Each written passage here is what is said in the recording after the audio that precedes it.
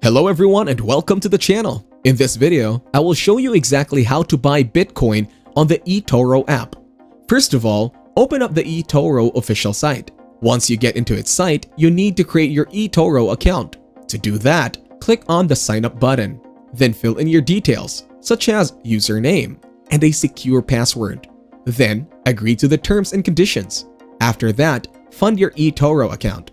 To fund your account, click on the Deposit Fund option from the left-hand bar. Then, enter the amount you want to deposit. Choose your preferred deposit method, bank transfer, PayPal, debit or credit card. After that, search for Bitcoin on eToro. Use the search bar on the eToro platform to find Bitcoin or BTC. Then click on the Bitcoin asset to open its page. After that, select Trade or Buy on the Bitcoin page. Click on the Trade button to initiate the buying process. Alternatively, you can click on the Buy button to begin purchasing Bitcoin. Now enter your investment amount, then specify the amount of Bitcoin you want to buy.